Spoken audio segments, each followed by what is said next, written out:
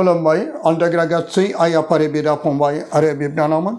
लोगोसे आरो इसोरनि गेदेर अननायजों लेंहरजानाय साफ्रोम दौरिफोर बिशप फादार सिस्टार आरो लोगोसे ब्रादार आरो लोगोसे गासै जों इसोरखौ अनग्रा अनसायग्रा फोथायरि गासै आइ आफारि बिदा फंबायफोर दिनै आं नोंथांमोननो बे सावगारि एबा बे साननि गेजेरजों नोंथांमोनखौ आं गुरैयै खावलायहरो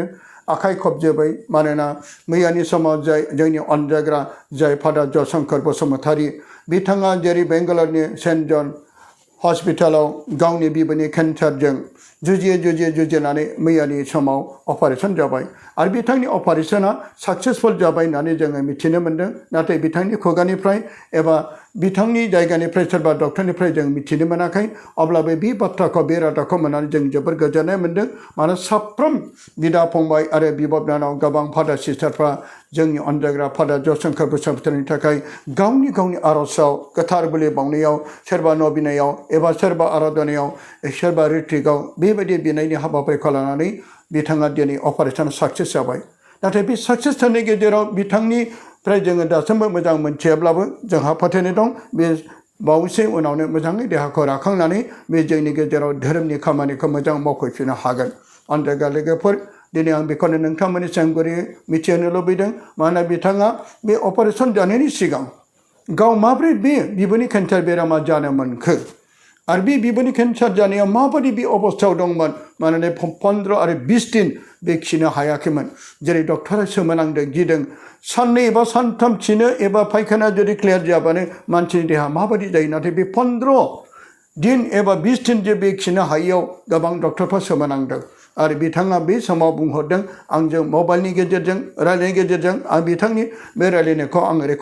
भइस रेकर्डिं खालामनानै नोंथांमोननो बे सावगारिखौ नोंथांमोननो होनो थाखाय बाहाय लाबोदों अनजाग्राफोर मानोना बे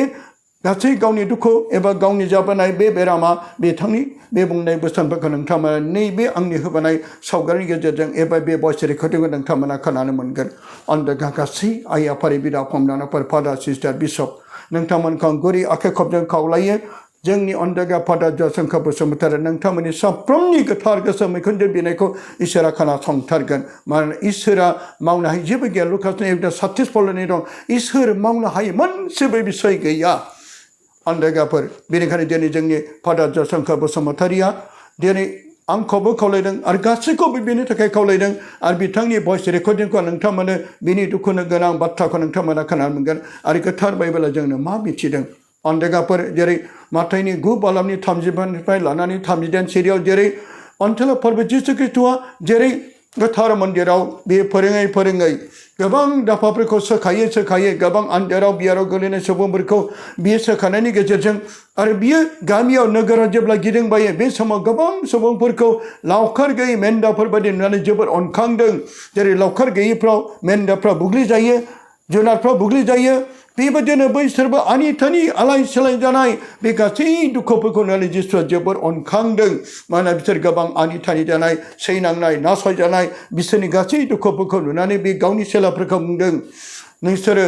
बिगोमाना खावलाय मानो हानांगौ गेदेर मावग्राफ्रा एसेल' बेजों जोंखौ मा फोरमायदों अनजाग्राफोर बेनिखायनो बे हादोराव गोबांथार सैताननि नासयनायाव गोबां मानसिफ्रा दिनै गोबां आन्दाराव गोग्लैदों गोबां सैनांदों बेनिखायनो हादोराव गोबां मावनांगौआ गोबांथार नाथाय मावग्राफ्रा एसेल' बेनिखायनो जोंनि गेजेराव धोरोमिया फादार सिस्टारफोर नांगौ दौरिफोर नांगौ बिशप नांगौ आरो गोबां नों आं सुबुंफ्रा फोथायरिनि गेजेरजों गोबां इसोरनि रायजोखौ फानो गोनांथार बेनिखायनो जिसु ख्रिस्ट'आ जोंखौ बुंदों हानांगौ गेदेर मावग्राफ्रा एसेल' बेनिखायनो बे गासै बिगोमानाव खावलायनो थाखाय फोरबोआ जेरै जोंखौ खावलायदों बेनिखायनो जोंनि अनसोला फादार जयशंकर बसुमतारीया बे मोजां देहाखौ लानानै जोंनि गेजेराव बे गोबांथार आन्दायनाय सुबुंफोरखौ गोमानाय मेन्दाफोरखौ गोग्गो लाबोनो आरो बेबायदिनो इसोर रायजोखौ फुवारनो थाखाय जोंबो दिनै इसोरनाव बिदो बिगोमानाव खावलायदो आरो इसोर रायजोआ गोबांथार अरलांनाय बायदि बे थांखिखौ लानानै नोंथांमोनखौ आं गुरै आखाइ खबना खावलायबाय आरो बिथांनि भइस रेकर्डिंखौ नोंथांमोना जायफ्रा मिथिनो मोनाखै आंल' खोनासंना थानाय जानाय नङा बेनिखायनो नोंथांमोना बे सावगारिखौ नैबे सावगारिनि गेजेरजों बिथांनि नैबे अपारेशननि माखासे बिसनायाव थानायनि गेजेरजोंनो आं भइस रेकर्डिंखौ बिदिनो एड खालामनानै होनाय जाबाय नोंथांमोना फारि फारि खोनासंनो नै जोंनि अनसोला फादार जयशंकरा मा बुंदों नोंथांमोना खोनासंनो हासिगोन गोजोन्थों माने माने अपसननि गेजेराव गाबोन नायनासो मिथिसिगोन नामा औ बिदिबो जाहैबाय ओरैनोथ' बे फार्स्ट अपसनखौनो लाखाबाय बयनिबो साजेसनाव ओमफ्राय बेनो बेस्ट जाहैबाय ओमफ्राय दा डक्टरा बेनि गेजेराव बुंबावबाय आं अपारेसन खालामग्रोनि आं नायनानैहाय मा नुयो जायखिया अबे बेस्ट बेखौनो आं खालामसै होनना बुंबाय बियो जायखिया डक्टरनि सिगाङाव बुंखाबाय आङो बे सार्जारिनि सिगाङावहाय आं इसोरनि आखायाव गथायबाय नोंनि आखायाव गथायबाय जायखिया बबेया साबसिन बेखौनो आंनि थाखाय बानायबानो जाबाय होननानैहाय दाथ' आंबो नोंबो बयबोथ' डिसिसन लानो हाया जाहैबाय जोंथ' मिथिया माब्रैया माब्रै मा बेखौहाय एक्चुअलि बे माबाया बे रिजोना एबा बे बेमारा मा बेमार होननानै डक्टरा मा बुंखो डक्टराथ' बे माबायानो जाहैबाय आरो बे माबानो बेखौ केन्सारानो जाहैबाय जेन'बा बिबुनि केन्सार बिबुनि केन्सार बिबुनि केन्सार बे गुवाहाटियावथ' बे टिउमारखौथ' ओरैबो गोजान ओरैबो गोजान आराम थख' बेसेबांबा गोलाव गारखाबायमोन टिउमारखौ गारखाबायमोन ओमफ्राय जेनेबा बिसोरथ' सन्देहआनो गैखालामोन केन्सारा गैला होननानै सानखाबायमोन बावबो केम' लाहोबाय थादोंमोन दा बेखौ केम' जोबखांनानै सप्ता खननैनि उनाव टेस्ट खालामफिनजाबावबाय ओमफ्राय एसे साइन बादि नुबावदों दा आंनि मोजांनि थाखाय बेखौ बिब'आथ' गिदिर बिब'आथ' एसेल'खासैमोन बेखौ गारजोबनोसै जाहैदों बिसोरना आदसा बिब'आ माखासे हास'खाबायमोन नामा हास'खाबायमोन गुवाहाटियावहाय बिबु गिदिरखौ हास'जोब्बाय गारबायमोन नामा बाहेरायावलाय बेखौहायथ' गारजोबाखैमोन बे टिउमार जानाय जायगानिखौल' हाख्ल'नानै गारदोंमोन बे टिउमारा बिबुजों बे गाराय जाबायमोन नामा गारायथ' जायाखैमोन जेबो गाराय बेरफुआखैमोनबो गारायबो जायाखैमोन आदसा बेबादि आरोखि जागोन बायदिमोन आरो बेखौ लानानै बिसोर सन्देह थानायखाय बिसोरो केम'बो होगासिनो दङमोन ओमफ्राय दा बे टेस्ट खालामनायावसो सन्देह जेन'बा दङ बादि नुदों दा बेनिखायनो बेखौ थारला गारथारनायानो साबसिन जागोन जाहैदों बिसोरना दा बेनि गेजेरावहाय अपारेसन खालामनायनि गेजेरजों नुसिगोन बिसोरो माबोरै मा बेखौहाय आङो गोसोखांबाय थादों जेब्ला जाजेननायावबो मिथिदोंमोन आरो हस्पिटाल जानायाव जेब्ला अब्ला खाथियाव थांनो सानदोंमोन हास्लाबासै आरो बे समाव जेब्ला खाथिदेरा जेब्ला गोदान हिसाबै ब्लेसिं जादोंमोन बे समाव नोंखौ नुवाखिसै आरो मिथिनो मोनबाय उनावसो बे हस्पिटालाइस दं होननानै बेनिफ्राय बिराद बेनिफ्राय न'निफ्राय न'खरनि मानसिफ्रा सोर थांदों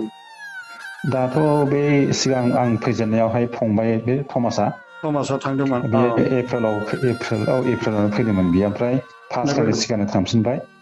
आइबो आफाबो थांदोंना थाङाखै बिसोरथ' दाथ' फैनो हाला आरो बिसोर फैनो हाला देहायानो जाला देहायानो जाखाला बोराय थारबाय बुरै थारबाय खाथिब्ला बेलेग खोथामोन बङाइगावफोरब्ला बङाइगावफोराथ' बेलेग खोथामोन दाथ' नै जानद्रायथारो अब्लाबोथ' खबर लाबाय थायो लाबाय थायो बेनिफ्राय खबरजों बिराद माबानानै जोंबो गावजों गावनो खबर लालायखायनो आङो फन हरनो सानो नाथाय बे हस्पिटालाव दङब्ला खिजानि डक्टरनि खाथियाव दं एबा माबायदि अबस्थायाव दं ओरैनो नोंनि बे माखासे फेसबुकआव होनाय माखासे माबाफोरखौल' नायो बेनिफ्राय बे फादार आदसा मोनसे आं नोंनाव सोंनोसै जोंनि गासै फोथायारि आइ आफा बिदा फंबायफोरनाव माखासे आर'ज खालामनो थाखाय इउटुबनि गेजेरजों फेसबुकनि गेजेरजों खावलायनो हागोन ना हाया बेखौथ' मानो हाया जानो हायो बेथ' जोंनि थाखाय गोनांथार नालाय दाथ' जेन'बा इसोरानो इनडाइरेक्टलि मानसिफोरनि थ्रुयै फेसबुक वाट्सएपनो मानो जोंथ' दा फेसबुकनि गेजेरजों सोरजिनाय इन्टारनेटनि गेजेरजों धोरोमखौ प्रसार खालामनो हायो सोरबा आर'ज खालामनो थाखाय बयखौबो खावलायनो हायो माने इन्टारनेटनि मुगायाव जोंहा माखासे गोरलै जायो दिनैयाव दा साफ्रोमनिफ्राय फन हरनानै खावलायहरजोबनो हाया नालाय ओंखायनो माखासे इउटिउबारफोरखौ खावलायनानै एबा जायनाव इउटुब दं फेसबुक दं बिथांमोनखौ जोंनि सासे दौरि बेनिखायनो अननानै बिनि थाखाय बियो होनानै आङो सानदों आरो बेखौ ओंखायनो नोंनिफ्राय माखासे पारमिसन मोनाब्ला बबावबा होनोबो उसुबिदा मोनो नालाय ओंखायनो दा नोंनाव बेखायनो जोंनि दाखालिबो आदा दिबेर पाउला जेब्ला हस्पिटालाव दंमोन बेखौ नुनाय लोगो लोगो बेनो खावलायदों आरो बेबायदिनो जाहाथे जोंनि ओरैनो दौरिफोरनि थाखाय जों गोबां बिथारनांगौ दिनै दा नोंखौ बे गोब्राबथार केन्सारावनो दङब्ला बेनिखायनो जों साफ्रोमबो बिनो गोनांथार साफ्रोमबो फोथायरि आइ आफा गेदा फंबाय बिनानावफ्रा जोंनि न'खर गिर्जाफ्राव जोंनि गोथार बोलि बावनाय बाहागो लानायफ्राव आं बेखायनो दा फादारनिफ्राय बेखौ मिथिनो मोनबाय दाथ' नोंनि फन फैनाय लोगो लोगो गोजांस्रिउ मोनदों बागदावदों आंबो हठात सानबाय आदानो हरनांगौलै होननानैहाय ओमफ्राय आं दा नै फादार पिटरनि माबायाव पारिसाव दंफैयो दा सराइबिलावहाय मैया दाखालि फैदों मानोना मोनसे न'खराव सासे बिदिनो सैथानजों नासयजानाय गथ'नि थाखाय बेनो फादाराबो खावलायहरबाय थानायलाय बे न'खराव मैया सानसेनि प्रग्राम लानानै दिनै देवबाराव मिसाबलिजोबनानै दा आङो रुमाव दं बेखायनो दा नोंखौ फन फैनाय लोगो लोगो बेनिफ्राय गोजांस्रिउ मोनदों मानोना गोसोखांदोंल' बेनिफ्राय हठात आङो न'आव रायज्लायहरनो साननायखौ न'नि देरसिन आंनाव फादार हरदों होननानै थाब नोंनि फनखौ रिसिभ खालामनानै बेनिफ्राय दिनैसिम बेनिफ्राय फादार जाजेननिफ्राय खय मास जाखो दा आं फार्स्ट अपारेसना 27 फेब्रुवारियावनो जादों आरो दिनै खय मास जाखो होनब्ला बा माबाखौ लादो मार्चनिफ्राय लादो 27 थांखाबायमोन नालाय माबाया आंनि अपारेसन जानाया जायखिया मार्च एप्रिल मे जुन जुलाइ आगष्ट सेप्तेम्बर अक्ट'बर 1 2 3 4 5 6 7 8 मासआनो जाहैबाय 8 मासआनो बे 8 मास रानिं जाबाय बेनिफ्राय 8 मास जेब्ला जानाय नोङो जाजेननायाव जाजेनखालि अब्ला नों थाल मोनदों ना मोनाखैमोन नोंनाव बेबायदि उदैनि बेमार एबा बे केन्सार बेरामजों जादों होननानै थाल मोनदों ना मोनाखैमोन जेबो मोनाखै आरो थारमाने आंनिया जाहैबाय आं नोंनो स्पष्ट बुंनो हायो नैबे काथेड्रेल ब्लेसिंआथ' फुरा आंनि सायाव निर्भरमोन नालाय माबा बेखौ ब्लेसिं खालामनाय मानाय गासिबो ओरै थांनाय फैनाय थाखा कालेक्सन खालामनाय बिसपखौ जों ज' खालामनानैहाय मिटिं लानाय मानाय गासिबो कर्डिनेटरा आंनोमोन काथेड्रेलनि भाइस प्रेस जानानैहाय भाइस प्रेस हिसाबै ओमफ्राय दा दायथ'खौ मोनबाय ओमफ्राय आंनिया बे आं खिनो हायिया 10-15 दिन जाखाबायमोन अब्लाबो आङो लाखथाबै रावनोबो खिन्थानाय जायाखै खालि नैबे काथेड्रेल ब्लेसिंआल' साक्सेसफुल मोजाङै जाथारनांगौ दा बेखौल' थि गोसोआव लानानै आङो ओरै थांदोंबाय माबाबाय मिटिं लिंबाय जेरैबो मोसानांगौ मानांगौ बायदिसिना गासिबो खालामजोब्बाय दा बे आंनि लोमजानाय फारसे थाल्ला बावबाय आङो आं सानबाय काथेड्रेल ब्लेसिं जोबागौ मानि आं माबाथ'वा खेल लाथ'वा जेब्ला काथेड्रेल ब्लेसिंआ जोबगोन अब्ला आङो आगस्टाराव थांनानैहाय नायजाहैनोसै ओमफ्राय रेस्ट लानोसै बेबादि ओमफ्राय नैबे ब्लेसिंआ मार्चनि 2 थारिख दा 2 थारिखआव 2 थारिखनि सिगांथ' बावथारला आङो बिशपआ लास्ट मिटिं लानो लेंहरबाय ओमफ्राय फादार निटिसबो फैबाय जों खाथि खालानि फादारफोर जायफ्रा इनचार्जमोन फैजोब्बाय ओमफ्राय फादार निटिस बेकार जेनेबा आंखौ बुंबाय फादार नों फैना फैया आं थांगासिनो दं होनना बुंहरबाय आङो ओमफ्राय आं बेबादि अलरेडि मोनायावहाय ओरैबादि गोबाखाबायमोन माबायमोनबो हाखाला सिखारनोनो हाखायाखिसैमोन ओमफ्राय जोबथारनायाव हाथारैलाय आं फादार बाबुनाव बुंहरबाय आं ओरैबायदि जाबाय फादार आं मा होनो सिखारनोनो हायाखिसै ओमफ्राय फादार बलेन एडमिनिस्ट्रेटर ओमफ्राय फादार बाबुजों लगे लोगोसो फैबाय ओमफ्राय आंखौ लगे लगेनो माबायाव लाना थांबाय लवार आसामावहाय ओमफ्राय लवार आसामाव लाना थांबाय डक्टर थामा आंनि कन्डिसनखौ नुबाय आरो बियो 27 थारिखआवनो लगे लगे अपारेसन खालामबाय बियो आंखौहाय ओमफ्राय बे खियाथ' बे मेन लामाजों गखायाखिसै नालाय फुरा ब्लक जाबायमोन आरो ब्लक जाबायमोन फुरा ब्लक ग्रथ जाबायमोन बे मोदोमानो खाथेजोबखाबायमोन ओमफ्राय बेखौहाय डक्टर थामा अपारेसन खालामनानै उदैजोंनो बे कलस्टमि बेग होननानै बुङो बेजोंनो बे गग्रा बेबादि खालामनानै होबाय बियो ओमफ्राय हजोंहाय बिदिनो सानथामसो थाबाय 5 थारिखआवनो बेलासियावहाय आंखौ इमारजेन्सि अपारेसननि थाखाय माबा लाना थांबाय बे गुवाहाटि कलिनेटिक बे माबा गेस्ट्रिक माबा सेन्टारावहाय हस्पिटालावहाय डिस्ट्रिक्टआवहाय दा बेहाय आंखौ लानानै थांबाय ओमफ्राय डक्टराबो ओइदिनखालिनो इमिडियेट इमारजेन्सि अपारेसन खालामबाय आंखौहाय दा बेहायनो 7 घन्टा अपारेसन टिउमारखौ बख'बाय गुवाहाटियावहाय ओमफ्राय हजों सप्ता खनसे ना 1.5 सप्ता थाबाय एसे राखांबाय ओमफ्राय आंखौ नैबे आगस्टिन हस्पिटालावहाय दोनफैबाय आंखौहाय ओमफ्राय बेनिफ्राय एसे गोबाव थानानै मानानैहाय 22 थारिखआव नै बिशपआ डिसिसन लाबाय नैबे बांगालरावहाय हायार मोजां ट्रिटमेन्ट लानो थाखाय आं थिनहरबाय बेबादि दा बेबादिनो आङो दा नै बांगालराव सफैनाया बिराद सिरियासनिफ्रायसो बिराद माबानिफ्रायसो दा इसोरा नोंखौ बासायना लाखिदों इसोरनि गेदेर अननाय इसोरा अनाब्लाथ' माला ओंखारनो जों सिरियास गैलामोन दा बेखौनो एसे क्रिटिकेलनिफ्राय नोंखौ दा माने बिराद बै समाव जाजानाय बे बाथ्राखौ खोनाय लोगोनो बागदावखांदों 10-15 दिन 20 दिन खियैयाथ' बिराद सोमोनांथाव बेथ' बे डक्टराबो आयु मानसि मोजाङानो साननैसो खियाब्लानो मा जायो 10-15 दिन 20 दिननि गेजेराव आसुरित मोनजोब्बाय